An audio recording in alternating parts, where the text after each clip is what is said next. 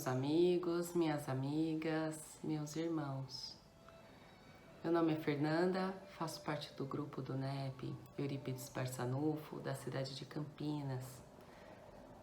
E faremos hoje aqui o estudo do capítulo 81 do Livro da Esperança, psicografia do nosso querido Francisco Cândido Xavier, pelo Espírito de Emmanuel, pedindo desde já as bênçãos do nosso Senhor Jesus, que Ele nos ampare, nos inspire, a fim de que possamos interiorizar as lições que estão sendo estudadas aqui, fazendo com que elas reflitam em atitudes práticas, em melhora de nós mesmos. Vou fazer a leitura do capítulo e depois faremos algumas reflexões. Mensagem 81, Campeonatos. Emmanuel se utiliza aqui de duas passagens. Uma que está no Evangelho de Mateus, capítulo 7, versículo 7, em que Jesus diz: buscai e achareis. E a segunda, no capítulo 25 do Evangelho segundo o Espiritismo, item 3. Se Deus houvesse isentado o homem do trabalho, do corpo, seus membros se teriam atrofiado. Se o houvesse isentado do trabalho da inteligência, seu espírito teria permanecido na infância, no estado de instinto animal. Costumamos admirar as personalidades que se galardoam na terra. Tribunos vencem inibição e gaguez em adestramento laborioso, aprimorando a dição. Poetas torturam versos durante anos, transfigurando-se em estetas perfeitos, ajustando a emoção aos rigores da forma. Pintores reconstituem os próprios traços centenas de vezes, fixando por fim os coloridos da natureza. Atletas despendem tempo indeterminado, manejando bolas e raquetas ou submetendo-se a severos regimes em matérias de alimentação e disciplina para se garantirem nos galarins da evidência. Todos eles são dignos de apreço pelas técnicas obtidas, à custa de longo esforço, e todos, conquanto sem intenção, traçam um caminho que se nos indica as vitórias da alma, porquanto existem campeonatos ocultos sem qualquer aplauso no mundo, embora atenciosamente seguidos da esfera espiritual. Se aspiramos à libertação da impulsividade que se nos arrasta aos flagelos da cólera e da incontinência, é forçoso nos afeiçoemos aos regulamentos interiores. Tribunos, poetas, pintores e atletas terão lido e ouvido treinadores eméritos, mas sem a consagração deles mesmos aos exercícios que lhes atribuíram eficiência, não passariam de aspirantes aos títulos que apresentam. Assim também no campo do espírito, não adquiriremos equilíbrio e entendimento, abnegação e fé, unicamente desejando semelhantes aquisições. Não ignoramos que em certos episódios da vida não remediaremos a dificuldade com atitudes meigas e que surgem lances na estrada nos quais o silêncio não é a diretriz ideal. Não desconhecemos que em determinadas circunstâncias a caridade não deve ser vazada em moldes de frouxidão e que o sentimento não é feito de pedra para resistir intocável a todos os aguilhões do desejo. Entretanto, se aplicarmos em nós as regras em cuja eficácia acreditamos, sofrendo impulsos inferiores, 5, 200, 800, 2.000, 10.000 ou 50.000 vezes, praticando humildade e paciência pela obtenção dos pequeninos triunfos do mundo íntimo, que somente nós próprios conseguimos avaliar, conquistaremos o burilamento do espírito, encontrando a palavra certa e a conduta exata nas mais diversas situações e nos mais variados problemas. Tudo é questão de início e o êxito depende da lealdade à consciência, porquanto exclusivamente aqueles que cultivam fidelidade à própria consciência é que se dispõem a prosseguir e perseverar. Então, meus amigos, vamos fazer aqui um pequeno sobrevoo sobre a mensagem. Quando nós pensamos em campeonato, o que nos vem à mente? Uma sucessão de jogos em que indivíduos que treinaram muito se encontram ali para demonstrarem, né, tudo aquilo que trabalharam anteriormente. O momento da partida nós podemos considerar como sendo consequência de todo um trabalho anterior de treinamento. Eles precisaram intensidade nos treinos, foco, muita disciplina, escolha de hábitos de alimentação. Precisaram se exercitar não só fisicamente, mas mentalmente muitas vezes. Em dias de, por exemplo, de corpo cansado, precisaram ir ao treino mesmo assim. Precisaram ouvir os seus técnicos, né? Então isso também se passa conosco.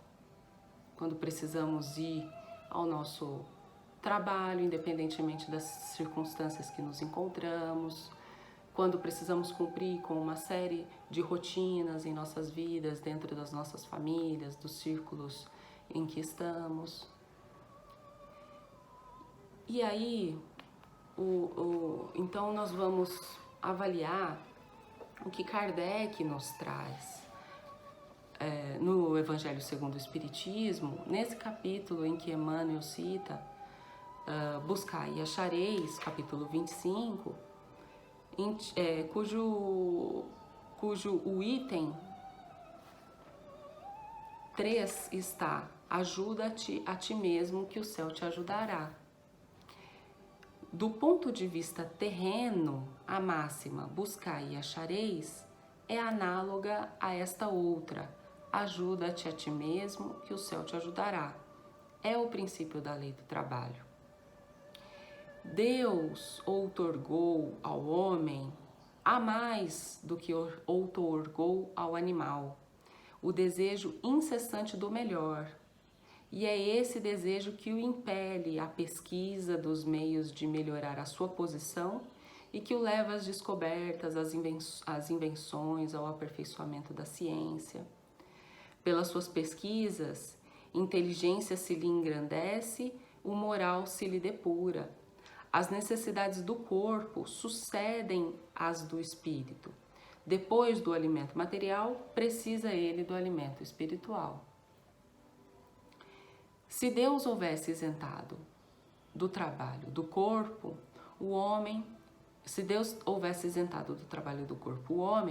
seus membros se teriam atrofiado. Se o houvesse isentado do trabalho da inteligência, seu espírito teria permanecido na infância, no estado de instinto animal. Por isso é que ele fez do trabalho uma necessidade. E lhe diz: procura e acharás, trabalha e produzirás. Dessa maneira serás filho das tuas obras. Terás delas o mérito e serás recompensado de acordo com o que hajas feito. E do ponto de vista moral, o Evangelho vai nos dizer, Kardec, do ponto de vista moral, essas palavras de Jesus significam: pedi à luz que vos clareie o caminho e ela vos será dada. Pedi forças para resistirdes ao mal e as tereis. Pedi a assistência dos bons espíritos e eles virão acompanhar-vos. Pedi bons conselhos e eles não vos serão jamais recusados. Batei à nossa porta e ela se vos abrirá. Mas pedi sinceramente, com fé, confiança e fervor. Apresentai-vos com humildade e não com arrogância. Então, meus amigos, essa mensagem campeonatos, ela vem nos trazer essas duas vertentes do trabalho, tanto material quanto espiritual, e da confiança em Deus, da oração, do pedir com fé. O capítulo, Emmanuel também traz, então, nessa mensagem, o capítulo 7 de Mateus, versículo 7. Esse capítulo 7, versículos 7 e 8, diz: Pedi e vos será dado, buscai e achareis, batei e vos será aberto, pois todo o que pede recebe, o que busca acha, e ao que bate se abrirá.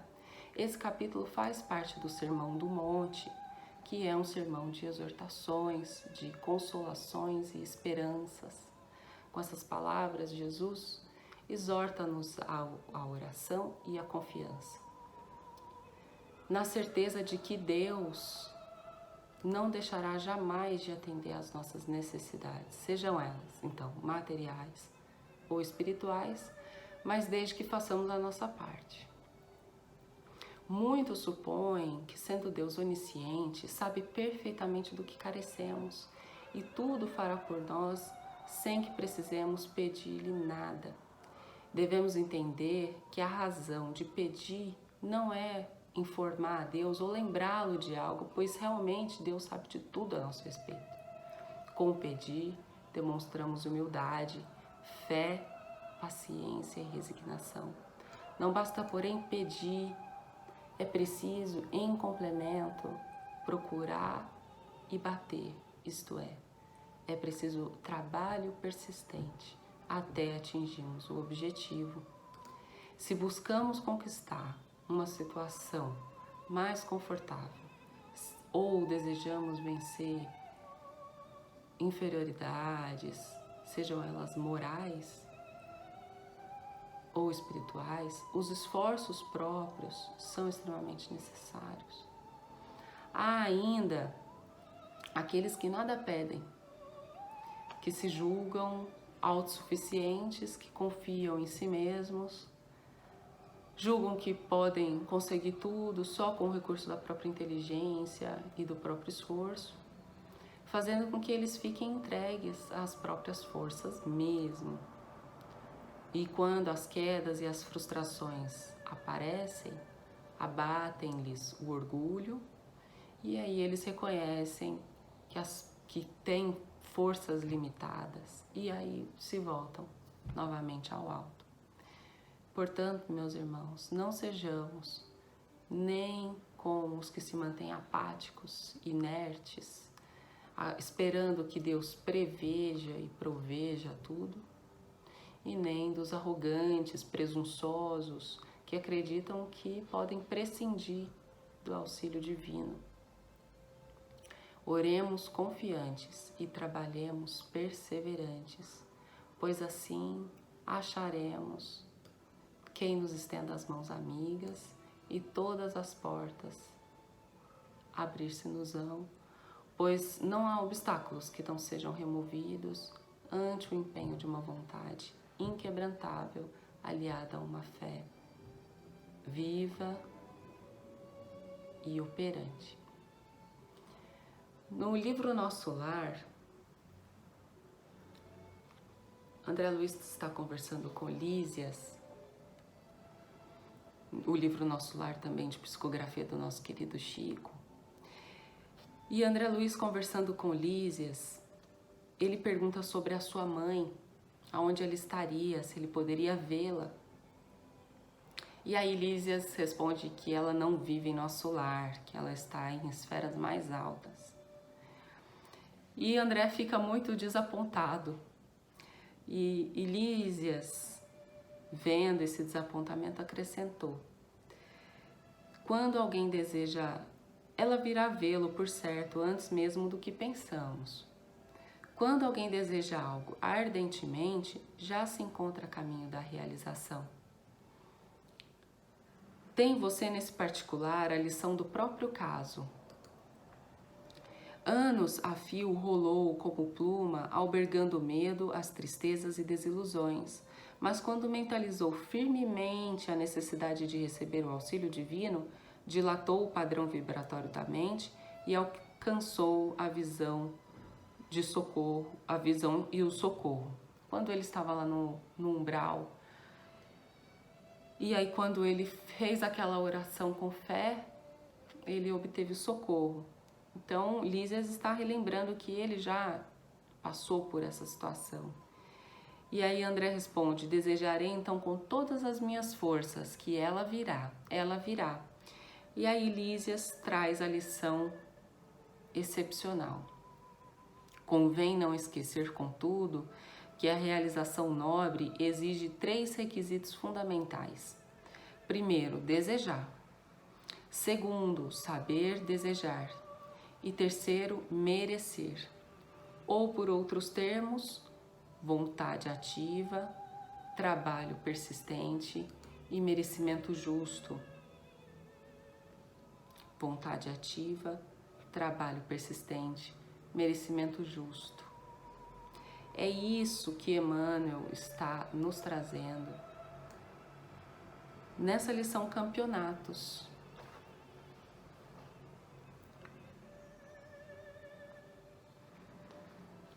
Ele, então,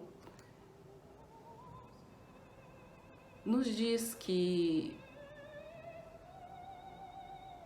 para alcançarmos, se aspiramos à libertação da impulsividade que nos arrasta, se queremos adquirir equilíbrio, precisamos então aplicar em nós essas regras, sejam elas quantas vezes forem necessárias. 5, 200, 800, 2.000, 10.000, quantas mil vezes forem necessárias. E aí, meus irmãos, eu pergunto a vocês, vamos fazer aqui uma reflexão. O que será que nós estamos aqui fazendo nesse universo infinito do Pai, sob os comandos do nosso Senhor Jesus? Ele que é o nosso governador espiritual. Ele é o nosso técnico maior. Ele é o nosso guia, o nosso modelo, está lá na questão 625 do Livro dos Espíritos. Ele é o nosso técnico a nos inspirar todos os dias o treinamento das virtudes em nós. O campeonato aqui, ele é interior, ele é pessoal, é intransferível. Jesus veio como o melhor e o mais preparado técnico e nos deu o exemplo em campo do otimismo, da compaixão, da humildade, da coragem, da disciplina, da justiça, do amor, do perdão. Todas essas virtudes que nós precisamos treinar em nós se quisermos ir ao encontro dele. O convite já está feito há 2000 anos. Vinde a mim, todos vós.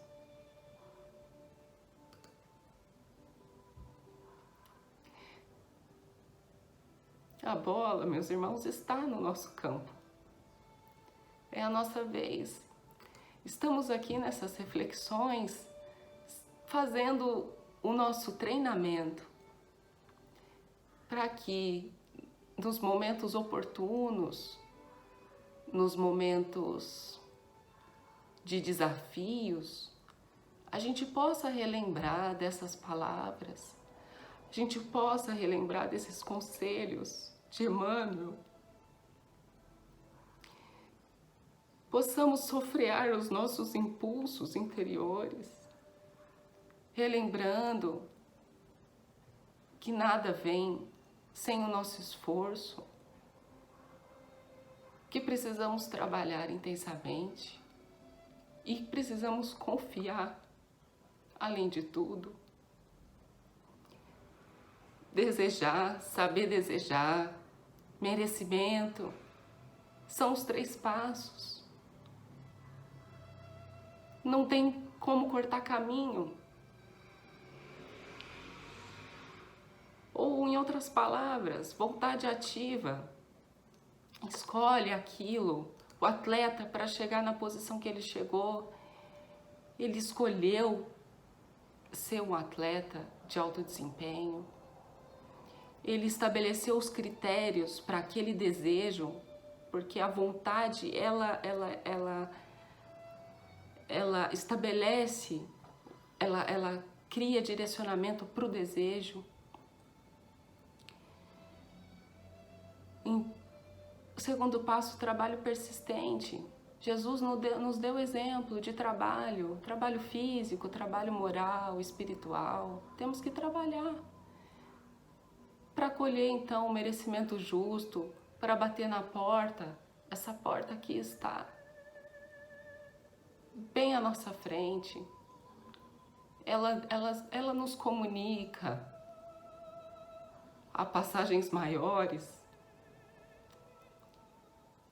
Mas antes depende de nós essas escolhas, esses hábitos, disciplina.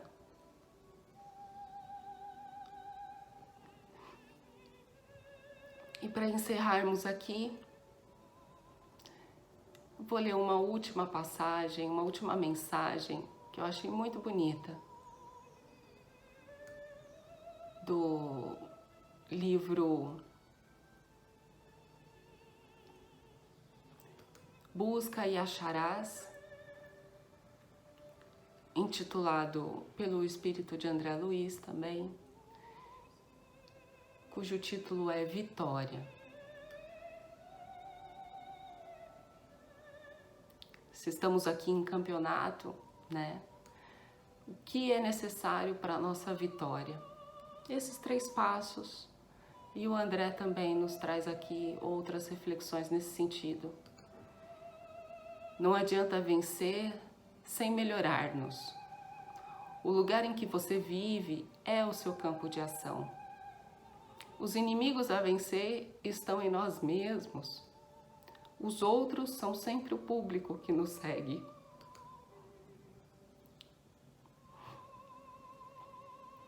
Desculpem a emoção, mas falar do Cristo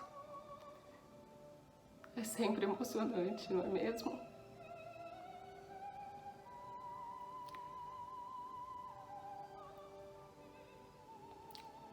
Os outros são sempre o público que nos segue. O seu setor de engajamento é o seu próprio trabalho. Comandos e ordenanças, companheiros e inspetores são os parentes e amigos.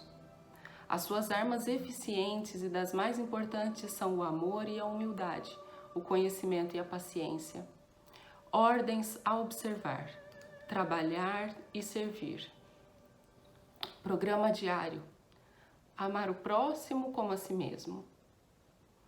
Sinal de promoção. Dever cumprido. Marca de vitória. Alegria interior com a bênção de Deus que nenhuma palavra do mundo consegue traduzir. É isso, meus amigos. Que o nosso Senhor Jesus, o nosso Pai maior, nos abençoe a todos, nos ilumine os nossos corações, nos dê essa força para que a gente consiga fazer esses 3 passos. Vontade ativa, trabalho persistente, merecimento justo. E assim venceremos todos esses campeonatos internos, todas essas batalhas interiores.